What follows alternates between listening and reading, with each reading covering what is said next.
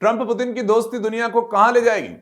अब super power नहीं रहेगा अमेरिका? यह सवाल भी है और जवाब भी हो सकता है। आखिर यह होगा कैसे? क्या होने वाला है? अमेरिका अब दुनिया में अपने प्रभाव को खुद कम करने के लिए क्यों इस वक्त प्लान बना रहा है? क्या ठान चुका है? ये सवाल इसलिए उठ रहे हैं क्योंकि ट्रंप प्रशासन में एक बड़ा रोल निभा रहा है इंडस्ट्रियलिस्ट एलन मस्क ने नाटो से बाहर निकलने के लिए सहमति जता दी है कि नाटो से बाहर हो जाते हैं, ऐसा वो कह रहे हैं। क्या कुछ हुआ है वो बता रहा हूं, लेकिन अमेरिकी राष्ट्रपति ट्रंप तो पहले भी बहुत समय से अमेरिका को नाटो से बाहर निकलने की सलाह दे रहे थे, लेकिन अब एलन मस्क सामने आकर खुद बोल रहे हैं। क्या किया उन्होंने? दरअसल ये मामला पूरा शुरू हुआ वहां से जब एलन मस्क ने सोशल मीडिया प्लेटफॉर्म एक्स पर एक पोस्ट को रीट्वीट कर दिया और उसमें उन्होंने क्या लिखा? उन्होंने लिखा कि आई एग्री, यानी कि मैं सहमत हूं। मस्क की यह प्रतिक्रिया सेनेटर माइक ली की तरफ से पेश किए गए एक विधेयक पर थी जिसमें वो आई एग्री कह रहे थे। उसमें एक विधेयक में क्या था? जिसमें अमेरिका के यूएन और नाटो से पूरे अलग होने का प्रस्ताव का जिक्र था। इस पूरे मामले ने बहुत से सवाल खड़े कर दिए। पूरी दुनिया को हिला सकता है यह मामला। अमेरिका का यह फैसला दुनिया को काफी बड़े स्तर पर प्रभावित करेगा। आखिर यूएन और नाटो से अमेरिका का बाहर निकलना अब क्या अमेरिका को कमजोर करेगा या दुनिया की सबसे बड़ी अर्थव्यवस्था को और मजबूत कर देगा? अमेरिका के लिए अच्छा है कि बुरा है? सवाल तो बहुत है। सवाल यह भी है कि नाटो से अमेरिका के बाहर जाने का मतलब नाटो का खत्म हो जाना है। अगर अमेरिका नाटो से बाहर निकलता है तो क्या रूस मजबूत हो जाएगा? क्या अमेरिका नाटो से बाहर निकलकर अपनी अर्थव्यवस्था को मजबूत करके चीन के बढ़ते कदम को कम करने के लिए कोशिश कर रहा है या कोई प्लान बना रहा है चीन से निपटने के लिए? अगर अमेरिका नाटो से बाहर भी हो रहा है तो यूरोपियन देश कमजोर पड़ रहे हैं, यानी क्या ऐसा है?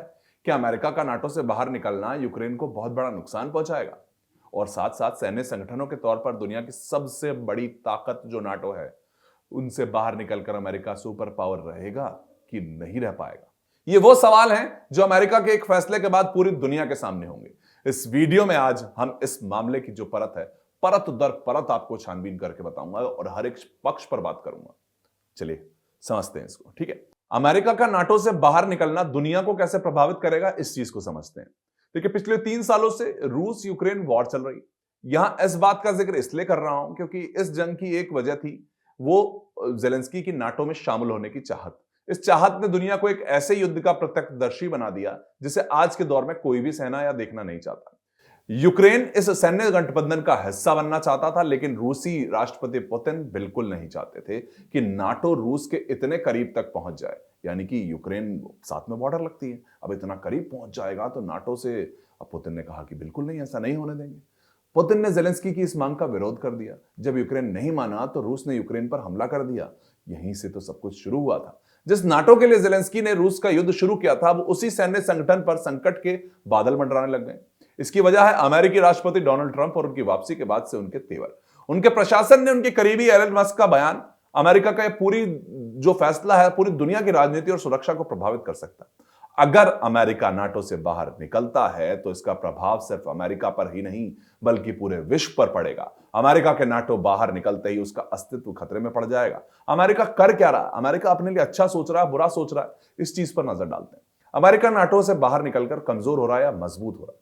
देखिए, नाटो यानी कि North Atlantic Treaty Organization second world war के बाद यह बना एक सैन्य गठबंधन है जिसका नेतृत्व अमेरिका करता है, खुद ही करता है और खुद ही बाहर होने की बात कर रहा है। तो अगर अमेरिका इस संगठन से बाहर निकलता है तो इसका असर उसकी सैन्य शक्ति पर तो पड़ेगा, लेकिन आर्थिक रूप से वह खुद को और मजबूत करने का भी अवसर बना रहा है। ढूंढ रहा है अपने लिए कहीं ना कहीं से मजबूत कैसे हूं। अमेरिका के पास पहले से ही दुनिया की सबसे बड़ी अर्थव्यवस्था है और अगर वो नाटो से बाहर निकलकर अपने संसाधनों को घरेलू विकास यानी कि डोमेस्टिक डेवलपमेंट में लगाएगा तो वो इकोनॉमिकली मजबूत हो जाएगा, लेकिन सुरक्षा और ग्लोबल इंपैक्ट के नजरिए से बैकफायर भी कर सकता है। तो अमेरिका को अभी खुद नहीं पता है, लेकिन अमेरिका नाटो को छोड़ने का प्लान सा बना रहा है। क्या नाटो खत्म हो जाएगा? ये तो सवाल सीधा सीधा खड़ा हो रहा है। तो अगर अमेरिका निकल गया तो नाटो का क्या होगा? देखा जाए तो नाटो सीधे तौर पर अभी अमेरिका के समर्थन पर निर्भर ही करता है। अमेरिका नाटो को सबसे बड़े फंडिंग देने वाला देश है, उसी से तो चल रहे हैं। इसकी सैन्य ताकत का एक बड़ा हिस्सा नाटो का बहुत बड़ा अमेरिका बन चुका है। अगर अमेरिका पीछे हट जाएगा इसी में तो ये संगठन कमजोर तो होगा ही, लेकिन पूरी तरह खत्म नहीं होगा, क्योंकि यूरोप के कई देश जैसे कि फ्रांस, जर्मनी, ब्रिटेन इसे बचाने की बहुत हद तक कोशिश करेंगे। हालांकि अमेरिका के बिना नाटो का प्रभाव इसकी वैश्विक शक्ति में भारी गिरावट लाएगा। तो अब क्या प्लान बना लिया है कि नाटो को ही खत्म कर दिया जाए दूसरे विश्व युद्ध के बाद से? अगर ऐसा होता है तो बहुत सी चीजें बदल जाएंगी।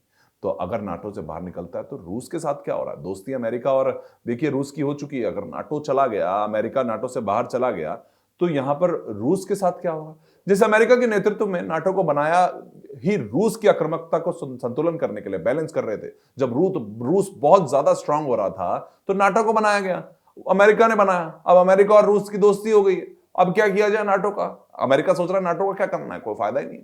अमेरिका नाटो से बाहर निकलता है तो रूस को इसका सीधा लाभ मिल जाएगा। देखिए, यूरोप के कई देश, खासकर पोलैंड, बाल्टिक देश जितने भी हैं, रूस से सुरक्षा गारंटी के लिए नाटो पर निर्भर करते थे कि अगर हमें रूस से सुरक्षा चाहिए कि रूस मेरे ऊपर हमला ना कर दे, तो नाटो पर निर्भर थे। अगर यह सुरक्षा ढांचा कमजोर होता है तो रूस अधिक आक्रामक हो जाएगा और पूर्वी यूरोप में अपने प्रभाव को बढ़ा देगा। ऐसा हुआ, ऐसा होते ही यूक्रेन पूरी तरह घिर जाएगा। हालांकि यूक्रेन नाटो का सदस्य नहीं है, लेकिन अमेरिका कुछ पहले तक उसकी मदद कर रहा था। हाल ही में ट्रंप से राष्ट्रपति चुने जाने के बाद से रूस पहले से बहुत ज्यादा मजबूत स्थिति में आ गया, क्योंकि दोस्ती भी तो अमेरिका से हो गई है। अब सवाल क्या उठ रहा है, क्या अमेरिका नाटो छोड़कर चीन के बढ़ते प्रभाव को रोकने की कोशिश करेगा? अमेरिका के लिए फिलहाल चीन सबसे बड़ी चुनौती बना हुआ है।